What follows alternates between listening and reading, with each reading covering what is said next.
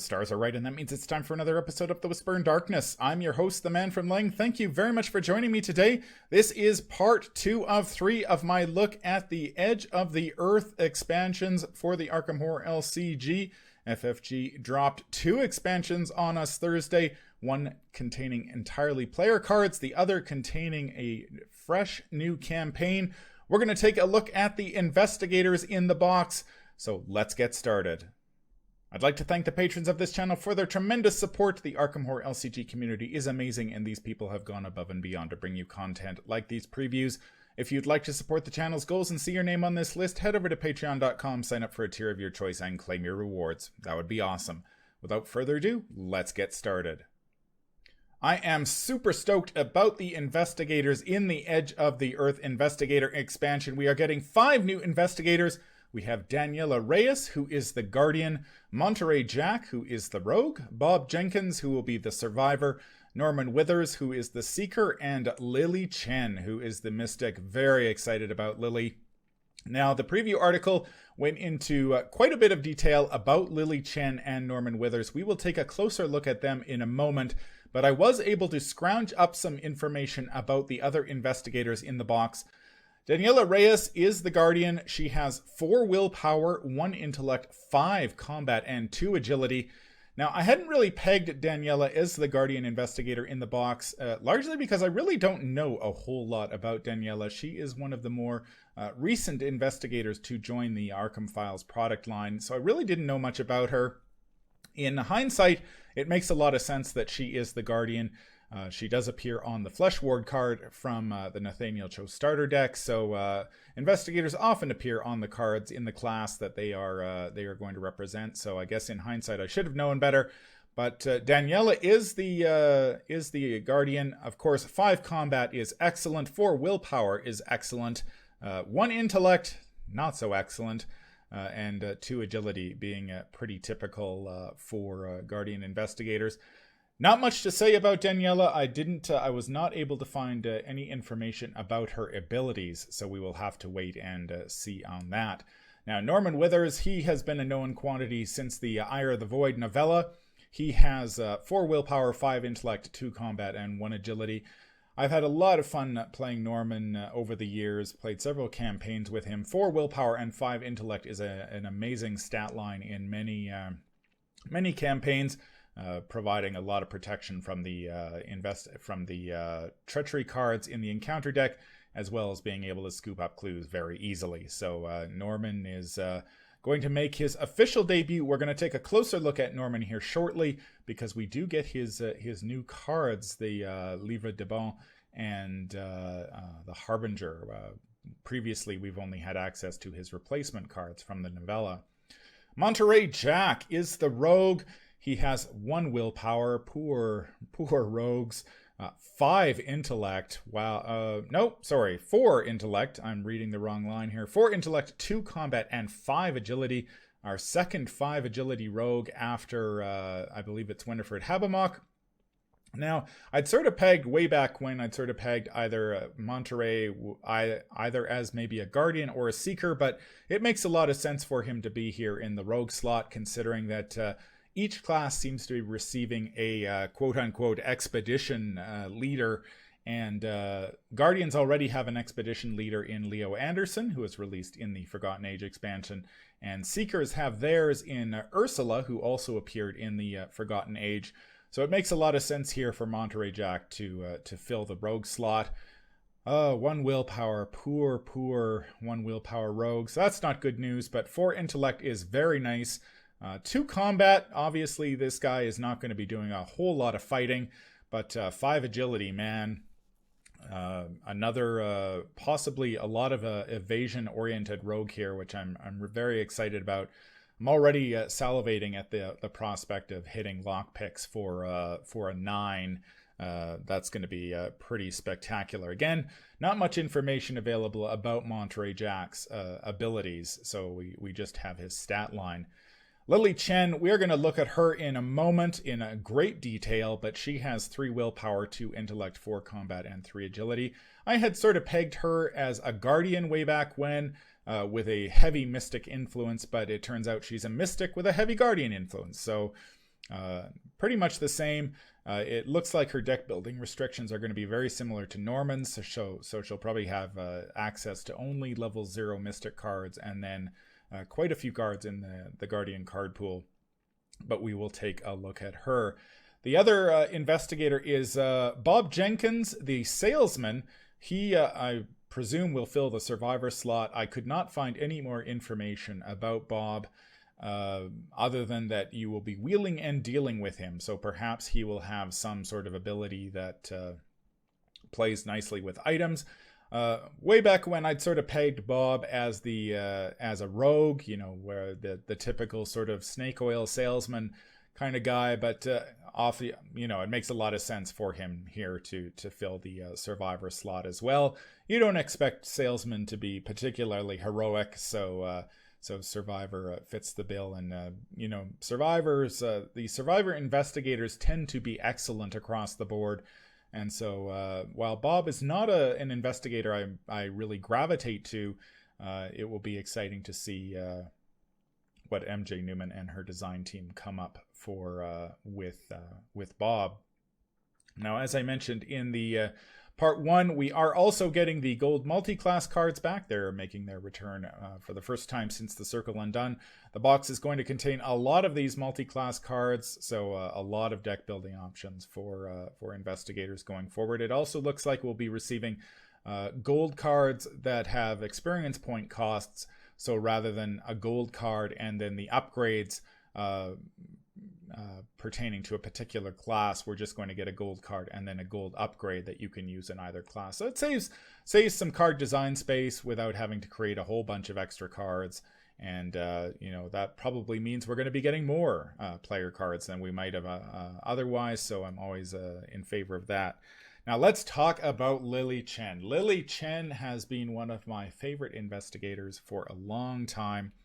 Unfortunately, Lily's abilities have been a bit of a letdown. Now, if you've ever played Chun-Li in Street Fighter, or you've watched even one martial arts movie in your life, the idea of playing a kick-ass martial artist is very, very appealing. Unfortunately, Lily's abilities in the Arkham Horror Files products have not been particularly good in terms of the whole martial arts aspect. A lot of them tend to focus heavily on her sort of mystic side and involve a lot of focus on health and sanity manipulation. So burning health to heal sanity and vice versa, as is the case with her card in Arkham Horror 2nd Edition, as well as her card in the Eldritch Horror board game. Again, deals a lot with health and sanity. And frankly, I really tend to find abilities that deal with health and sanity not that interesting, largely because they don't really trigger until you take damage or horror, and then it's just not a very interesting ability, especially when, you know, you imagine Lily Chen being a real, you know, just a kick-ass martial artist. Her card in the Mansions of Madness board game does sort of reflect that her martial arts ability a little bit more, but we don't really get a whole lot of that. That is not the case with Lily Chen in the Arkham Horror LCG. I am blown away by what designer MJ Newman has done with Lily here. Lily is, man, I could wax poetic about Lily for a long time here, so I'm going to try to keep my this video short, but man, there's so much to talk about Lily. Let's take a look at her player card. First of all, Lily Chen, the martial artist, 3 willpower, 2 intellect, 4 combat, and 3 agility. I believe she is the mystic with the highest combat. Again, 3 willpower, not particularly high for a mystic, but as we will see, she does have ways to boost that. And of course, there are many, many mystic player cards that enable her to boost her willpower higher. But I think Lily is the type of mystic I have been waiting the past 5 years for. Mystics tend to be typecast as the investigators who use their willpower to do everything under the sun. Fight, investigate, and evade. Lily is not that way. Lily can use She's got 4 combat and 3 agility, so she can get into battles with the best of them. She has the Chosen and Warden traits. You begin the game with each discipline in your deck in play, unbroken side face up. Now, we will take a look at Lily's disciplines in the moment. There are 4 of them in the Investigator expansion, and each will add to her base stat line. So there is 1 discipline for willpower, 1 for intellect, etc., etc. So right off the bat, the designers have basically given us the option of creating 4 different Lily Chen builds right out of the box. Man, that sort of deck building is fantastic. And these disciplines also have other abilities on them. And the nice thing is they do start in play. So they are permanents. So Lily gets them right off the bat. Now, her Elder Sign effect is +2, which is pretty good. And after a test ends, flip a broken discipline you control to its unbroken side. Again, kind of it's a handy trick to have. It's not game breaking in any way, but it is a nice feature, as we will see. Lily has 7 health and 7 sanity, so she is pretty resilient indeed. Now, while Lily is a mystic, as I mentioned earlier, it sounds like from the preview article that her deck building restrictions are going to be very much in line with Norman Withers. As you may remember from Norman Withers' card, he can take level 0 Seeker cards, and then he's basically restricted to Mystic cards after that. So you can start the game with, I believe it's level 0 Seeker cards and 5 level 0 Mystic cards, and then when he earns experience points, the best he can do is upgrade to Mystic cards. It sounds like Lily will be very much the same. So that we have to keep that in mind going forward, that she probably will only have access to level 0 Mystic cards, and very few of them at that. And then she is going to dip heavily into the Guardian card pool, which is...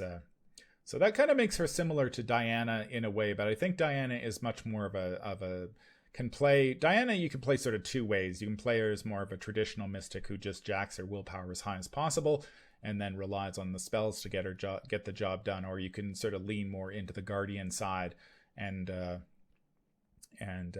make her sort of a melee fighter with Enchanted Blade and the Twilight Blade and whatnot. So Lily is definitely going to be leaning heavily into the Guardian card pool. Now, Lily has to include 1 of the 4 discipline cards in her deck during deck creation.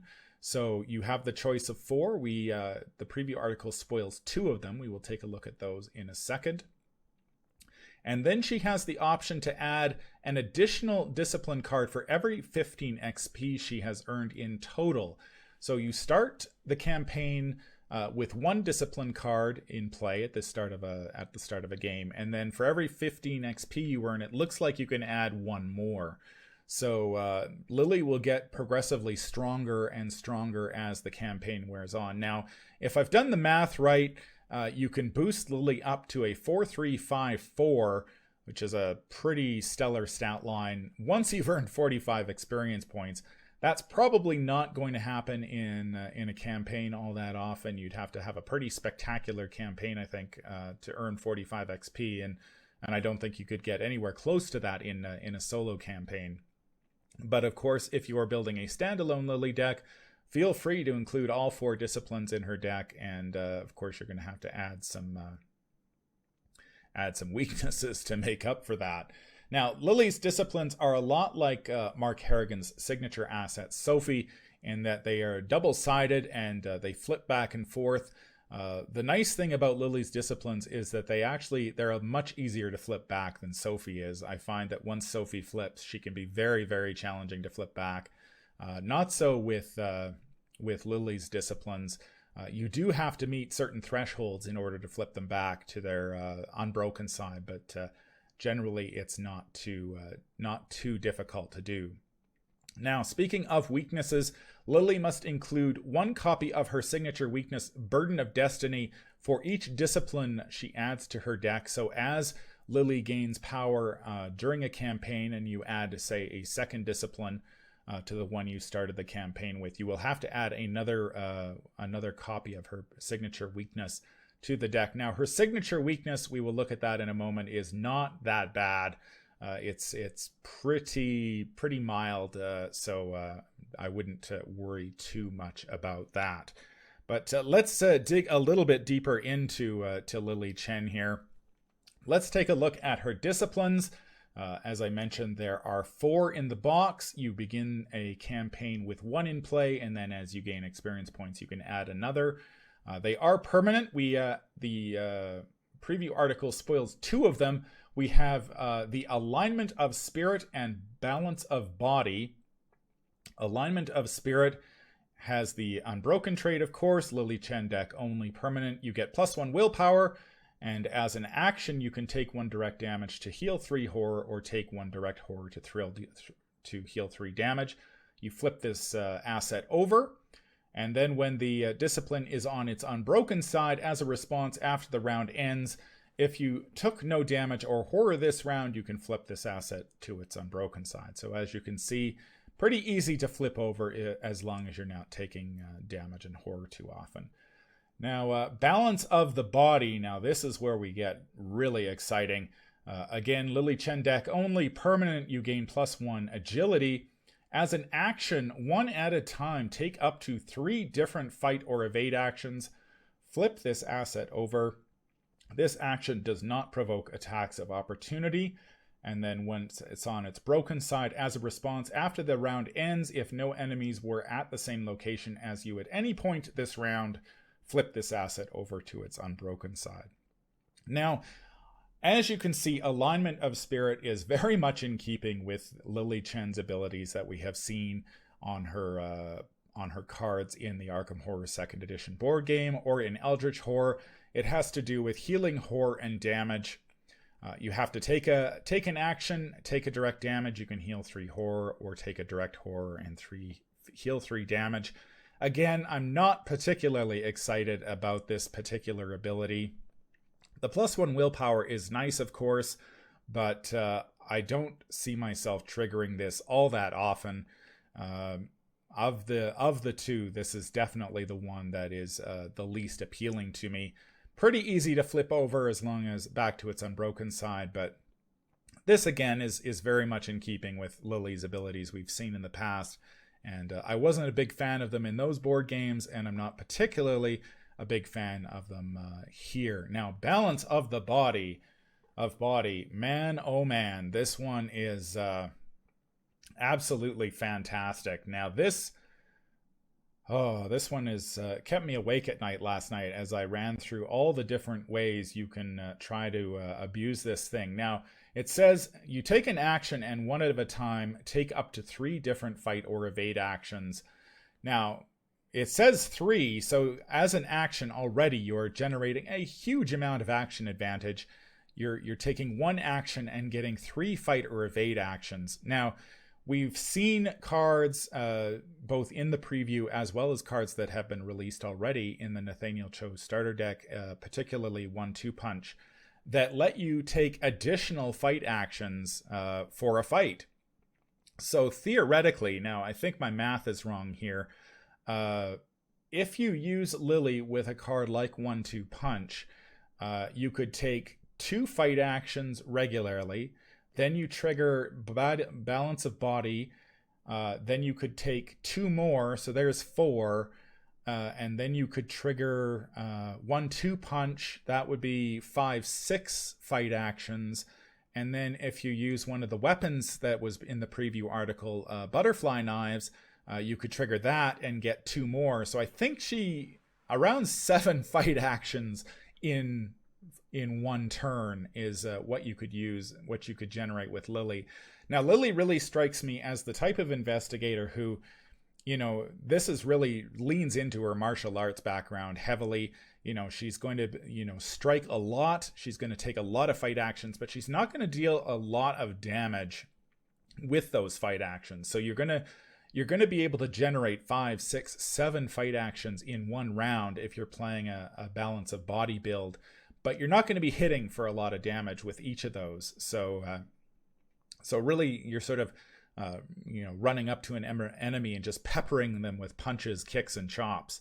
And then, of course, you'll have to flip balance of body over to its unbroken side. Take a rest after that flurry of blows you've unleashed on the enemy. Try to avoid enemies for a turn so you can flip balance of the body back over. Or if you happen to draw an Elder Sign ability, and of course, the more skill tests you're making during fight actions, the greater chance of you pulling an Elder Sign, because you're taking so many fight actions and pulling so many tokens.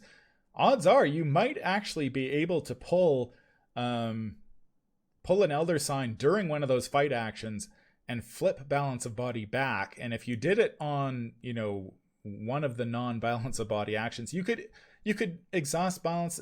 Theoretically, I think you can flip. There's no limit on it, so you could do it twice in one turn. Theoretically, if you pulled one on each action, if you were to say get incredibly lucky and pull 3 Elder Sign abilities, you could end up taking 6. You could trigger balance of body 3 times and take sort of a minimum of 9 fight actions. And that's not including fight actions you generate by 1-2 punch or butterfly knives or perhaps other cards we haven't seen. This is, wow. If I wanted to play a martial artist, this is it. This is absolutely fantastic. So, of course, Lily, once she does this massive flurry, she's going to have to stay away from enemies at some point. But honestly, I don't expect there to be many enemies left on the table after you've taken anywhere from, 6 to 9 fight actions in a turn. I honestly don't expect there to be many enemies left over. Now let's talk a little bit about weapons for Lily. The preview article suggested 2 that might play well with Lily. Those being the Dragon Pole, which is a 3-cost asset with 1 combat skill icon, item, weapon, melee traits. You have an additional arcane slot, which is, FFG seems to be handing out the arcane slots like candy these days after being very tight-fisted with them. For the first part of the game, it was very difficult to get arcane slots, and now between this and the tarot card that will be released in Return to the Circle Undone, arcane slots are becoming a lot more available. It has a fight action, and you get +1 combat for this attack for each of your arcane slots that is filled. And then if at least 2 of your arcane slots are filled, this attack deals +1 damage, and it takes up 2 hand slots. The other option the preview article suggests is Butterfly Swords. It's a 3-cost Guardian asset that costs 2 experience points. Combat and agility skill icons, item, weapon, and melee traits. It has a fight action. You get +1 combat for this attack. After this attack, you may exhaust Butterfly Swords to fight again, adding your agility to your skill value for that attack. That attack deals +1 damage, and again, it takes up both hand slots. Now, I'm not a huge fan of weapons that take up both hand slots in the solo format. It's not too big a deal in multiplayer because you're probably responsible for just killing enemies. So taking up both hand slots is not that bad. In solo, it's a little trickier to play around, although it's important to note that Lily does have the option to play Bandolier, the Guardian asset, so she can work around the hand slot issue. And I took a look at the cards in the Mystic and Guardian card pools that take up hand slots, and I didn't see a whole lot of cards there that I would be particularly interested in picking up as Lily. So I don't think the hand slot issue is going to be that big a deal. Perhaps you want a flashlight or something like that because Lily's intellect is not that good. But if you're playing something like the Dragon Pole, you want to fill those arcane slots, and the best way to fill those arcane slots is with cards like Sixth Sense or Rite of Seeking or any of the number of investigation tools that that can use Lily's willpower instead of her measly 2 intellect. So I did some math on these, and these weapons are pretty close. Now, I think it's a little too early to tell what will be the best way to build Lily. We haven't seen the combat discipline yet, and we haven't seen the intellect discipline yet. So we don't know what the abilities are on those, especially the combat discipline. That could have a huge impact on Lily's preference for one weapon over the other. So take what I say here with a large grain of salt. But if you were to say sit down and build a balance of body build where you are simply trying to maximize the number of fight actions that you can take and deal as much damage as possible, I think Dragon Pole is a pretty good, theoretically anyway, it seems like the Dragon Pole is maybe your best bet simply because one, the combat bonus that it provides is going to be generally higher during all of the attacks that you make, and as long as you can fill those arcane slots and get that +1 damage, it's going to provide more consistent damage. So take, for example, if you do trigger balance of the body, or if that's your goal, say you use your first action of your turn to strike with the Dragon Pole, you're going to be Lily's combat is 4 base. So you fill 2 arcane slots. Now you're hitting at a 6, and you're dealing 2 damage. So you say you take the first 2 actions of your turn just to swing with the Dragon Pole. You're making 2 attacks at 6 for 2 damage each. Then you trigger balance of body. You have to take 3 different fight actions with that. So that means you can only swing with the Dragon Pole 1 more time, but then again, you're swinging at a 6 for 2 more damage. So you've done 6 damage at this point. Throw in a 1-2 punch from Nathaniel Cho's starter deck. The first attack, I believe, is at +1, so Lily would be swinging for 5 for 1 damage, and then the second attack with 1-2 punch, if that one lands, she'd be swinging at a 6 for 2 damage, so there's 3 more damage, so we're up to 9 damage. And then if you finish off with a sweeping kick, which is a card we will look at in a moment, you get another...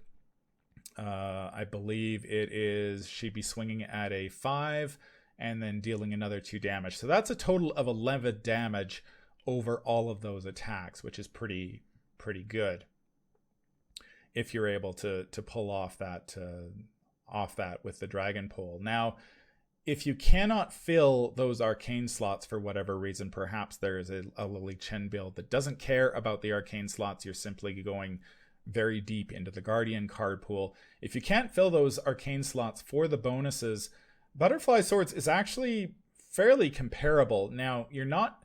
The big issue I have with Butterfly Swords, it seems, is that you're not hitting for as much damage. You're not getting quite the combat bonuses. So say if Lily is armed with Butterfly Swords and wants to trigger balance to the body, as much as, say you want to take as many fight actions. So first action, you take a fight action. You're hitting for 1 damage at a 5. Second attack, you're hitting for 1 damage at a 5. Third attack, you triggered balance of the body. At this point, you're making your third attack with the Butterfly Swords. You're hitting for 1 damage at 5. Butterfly Swords gives you a second attack then. So then you can hit for, you're adding your agility at that point. Her agility is 3, so you're hitting at a 7 for 2. So what is that? 1, 2, 3, 4, 5, 6 damage we've done. So you throw a 1-2 punch in there. You get another damage, another 3 damage if both land. So you're at 9. And then you do a sweeping kick to end it off, 8 or 9, and then I think you end up at around 10 damage with the Butterfly Swords. So the damage output between the Dragon Pole and the Butterfly Swords is fairly close. It's just the differences in the combat bonuses you're going to get along the way. So again, I think it's a little too early to tell which is going to be the best weapon in a Lily Chen deck. I really want to see that combat discipline. That could change things up quite a bit going forward. But man, taking multiple attacks per turn, 3, 4, 5, 6 fight actions, dishing out anywhere from 10 to 11 damage, 9 to 11 damage. Man, there's not many enemies that are going to be able to withstand that, and particularly when you're fighting a boss, you're going to be hitting a lot, as long as you can keep those combat bonuses up. So some interesting choices so far already for Lily, and very exciting. Now, Lily's signature weakness is Burden of Destiny. It has the flaw trait Revelation. You must either choose one. Flip a discipline you control to its broken side. It cannot flip back this round, or take 1 damage and 1 horror. Now, this seems pretty mild to me. Flipping a discipline to its broken side isn't going to be particularly bad, especially if you draw this during the upkeep phase. And so, sure, you can't flip the discipline back this round, but as soon as next round begins, you'll be able to flip that discipline back. So that's not too bad, as long as you have a discipline to flip. If you don't have a discipline to flip because it's already broken, you're going to have to take the damage and a horror. But really, a damage and a horror is, when you've got 7 health and 7 sanity, that's not a huge deal. And of course, if you're playing with the Spirit of Harmony discipline, you have a very easy way of healing damage and horror. So as far as signature weaknesses go, this is not a particularly bad one. I think it's pretty mild. Now, it could be potentially dangerous if, say, once you gain some experience points and add a second discipline to your Lily Chen build, and you draw, say, 2 of these back to back, taking 2 damage and 2 horror because you can't flip disciplines because they're already broken.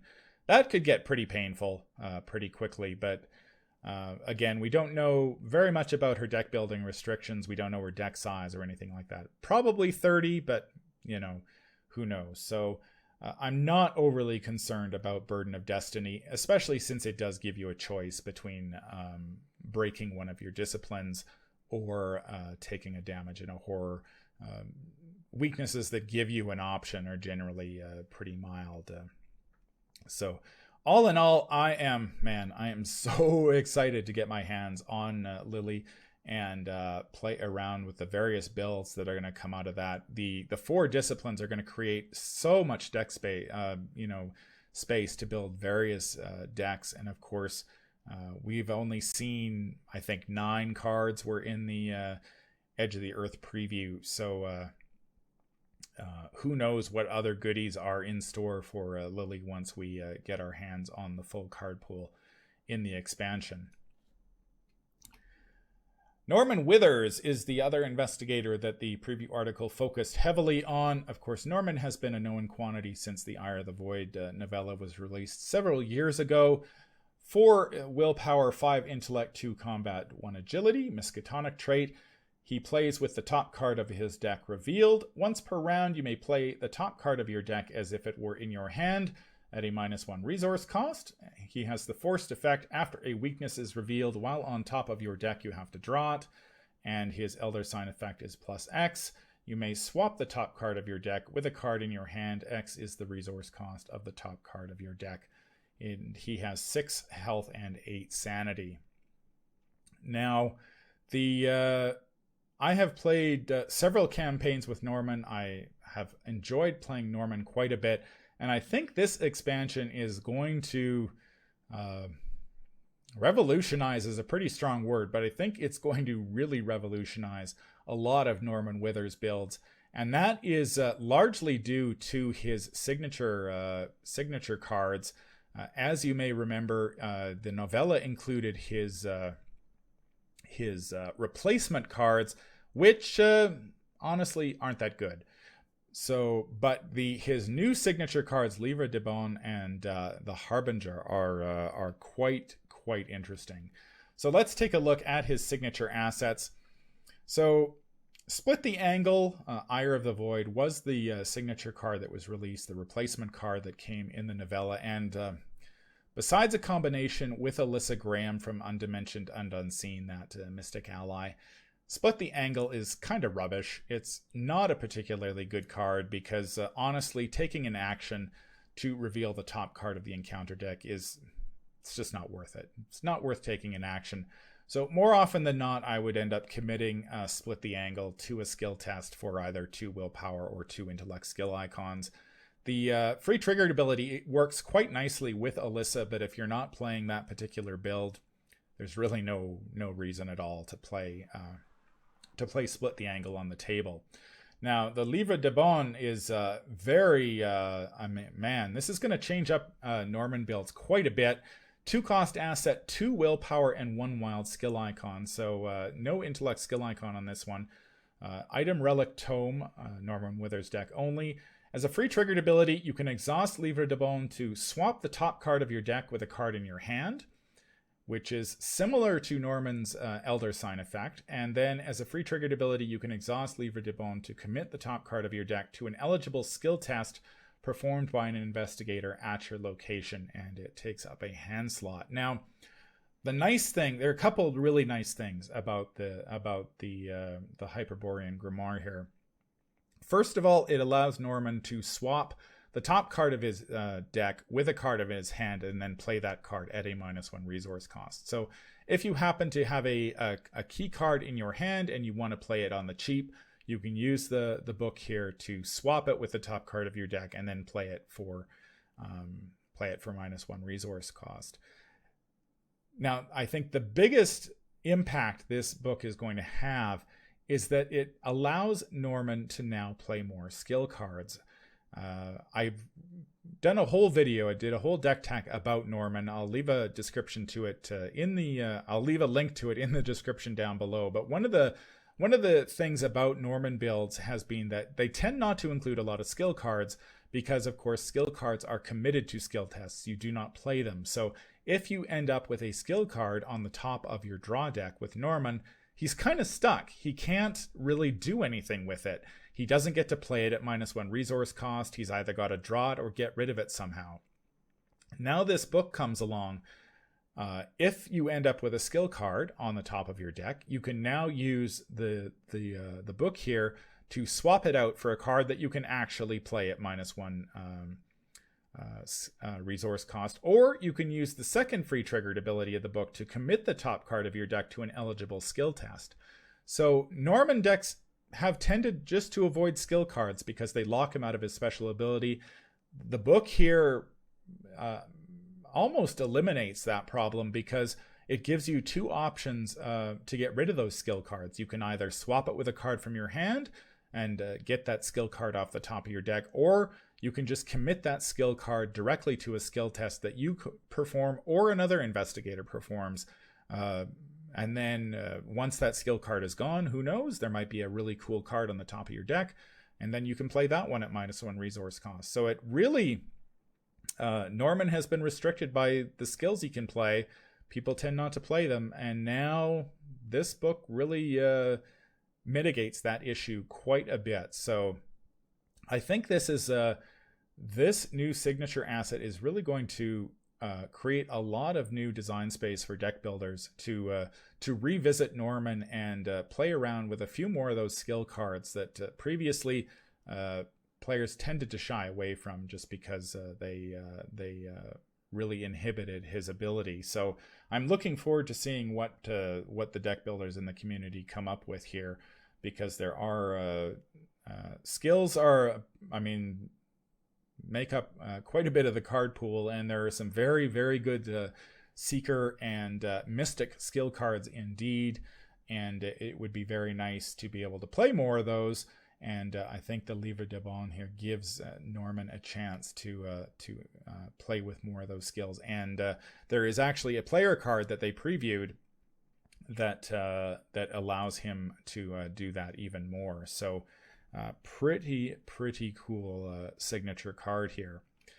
Now, Norman's signature weakness, the replacement weakness that was in Ire of the Void, was Vengeful Hound, 2 fight, 2 health, 3 evade, monster extra dimensional Tyndalos. Its prey is Norman Withers, and while the Vengeful Hound is engaged with you, you cannot draw or reveal cards via player card effects, and it hit for a damage and a horror. Vengeful Hound has the potential to be kind of annoying because it is an enemy, and Norman is, I believe it's only 1 combat and 2 agility or something like that. So dealing with enemies is not his forte. However, it's important to note that the Vengeful Hound does not have the Hunter keyword. So if you can somehow get away from it the first time, it's not going to chase you. It's just going to sit on the table and do nothing. And it also has only 2 health. And of course, 2 health makes it a very easy target for shriveling. So generally speaking, I never found Vengeful Hound to be a particularly dangerous weakness. It's kind of annoying to get on the table, but if you had a shriveling available, it's dead. It only has 2 fight, so Norman is easily going to kill this thing most of the time with 1 shot. So really not too dangerous. Now, the Harbinger, it's a bit of a different story. The Harbinger is a little more painful, I think, than the Vengeful Hound. Harbinger has the Omen and End Times traits. Place this card on the top of your deck. While the Harbinger is revealed and on top of your deck, cards in your deck cannot be searched, drawn, or manipulated in any way except by the below ability. As you can take a double action to discard the Harbinger, this ability may be activated while the Harbinger is on top of your deck as if it were in your threat area. Now, unlike the Vengeful Hound, which sort of interferes with Norman's ability to manipulate his deck, the Harbinger is a hard lock. Once this thing ends up on top of your deck, Norman is completely locked out of his draw deck. He can't draw cards. He can't manipulate it in any way. So this is a weakness that commands respect. You are going to have to deal with this at some point when you see it. And of course, if you're playing a Seeker who can draw cards, chances that you're going to see your signature weakness go up considerably. So as soon as this thing is on top of your draw deck, you're going to need to find a way to deal with it. Otherwise, poor Norman is just going to sit there and do nothing. Now, like many of the other weaknesses we have seen during the game's history, this is an action tax on Norman. You need to take the 2 actions to get rid of it. And as with many of these double action weaknesses, it all depends on the timing. If the Harbinger ends up on top of your deck early in the game when you're not worried about enemies and you have all the free time in the world to deal with it, taking 2 actions to get rid of this, while annoying, not the worst thing in the world.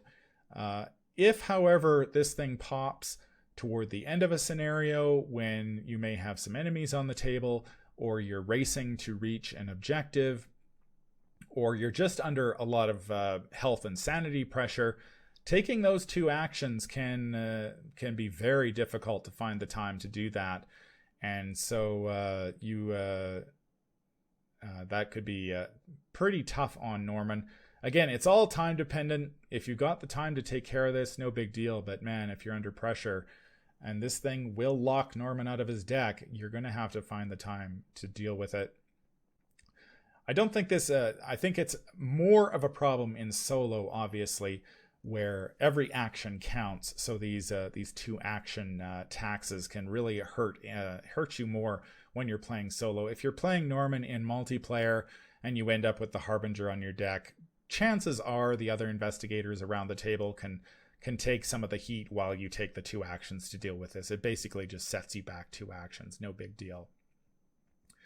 But in solo, this has the potential to bite pretty hard, especially towards the end of a scenario when you may not have the time to deal with it. So,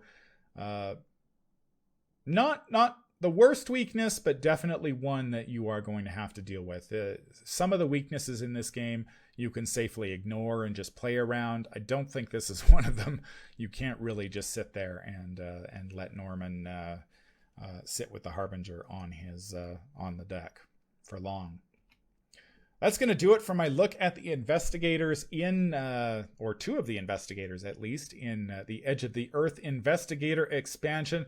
I am so excited about the investigators in this particular box.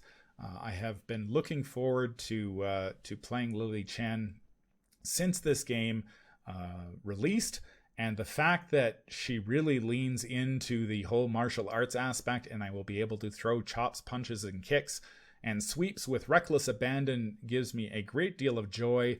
I am very happy with what I've seen so far, and I'm looking forward to seeing the other two, the combat and intellect disciplines, to see what else it adds. I think the disciplines add a great deal of just so many different decks that you'll be able to build with Lily Chen, and as we shall see, there's quite a few really good cards in the card pool, and we've only seen, just a handful so far, so really looking forward to that. Norman Withers, of course, is a known quantity, and I have enjoyed playing Norman in the past, and I'm really looking forward to playing him again in the future. It's going to, his new signature asset is really going to allow players to change up his deck building, I think, significantly. You're going to be able to play, I think you can probably get away now with playing more skill cards, which are good because cards like Deduction are very nice. Cards like Promise of Power are very nice. It'd be nice to include some of those in your Norman deck.